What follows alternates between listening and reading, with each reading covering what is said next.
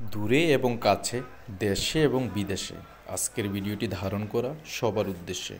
বন্ধুরা, আজকে আমরা চলে এসেছি সরাসরি চাঁদপুর বড় স্টেশন পদ্মা নদীর পাড়ে। আপনারা দেখতেই পাচ্ছেন চাঁদপুরের অনেক সুন্দর পদ্মার টাটকা ইলিশ।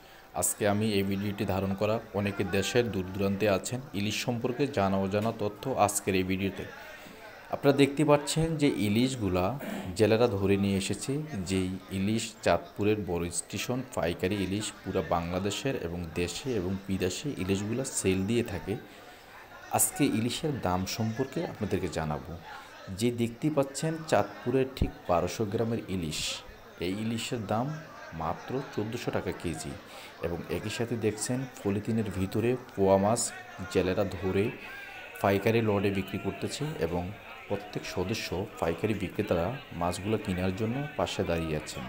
আপনারা যে পলিথিনের ভিতরে যে পোয়া মাছগুলো দেখতে পাচ্ছেন, এই পোয়া মাছের দাম শুধুমাত্র চাঁদপুরে 1500 থেকে 2000 টাকা।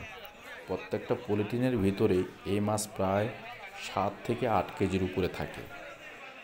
বাংলাদেশের বরিশাল, চট্টগ্রাম, রাজশাহীতে দেশের বিভিন্ন জায়গায় ইলিশ মাছ বিক্রি করা হচ্ছে। তবে জেনে রাখবেন, চাঁদপুরের ইলিশ খাঁটি ইলিশ। যেখানে পদ্মার ইলিশ, চাঁদপুরের ইলিশ পরিচয় দিয়ে দেশের বিভিন্ন স্থানে বিভিন্ন ইলিশ মাছ বিক্রি করা হচ্ছে। কিন্তু কেউ প্রতারণা হবেন না।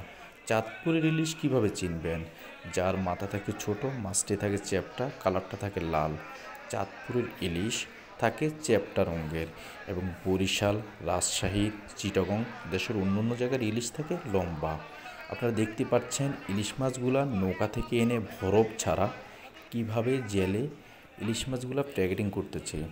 যদি কেউ ইলিশ মাছ নেওয়ার আগ্রহী থাকেন, আমার এই ভিডিওর ডিসক্রিপশনে মোবাইল নাম্বার থাকবে, অবশ্যই সবাই যোগাযোগ করবেন। চলুন ঘুরে আসি আড়তে, অন্য অন্য মাছের সম্পর্কে জানা অজানা তথ্য আমরা সবাই জেনে নিই।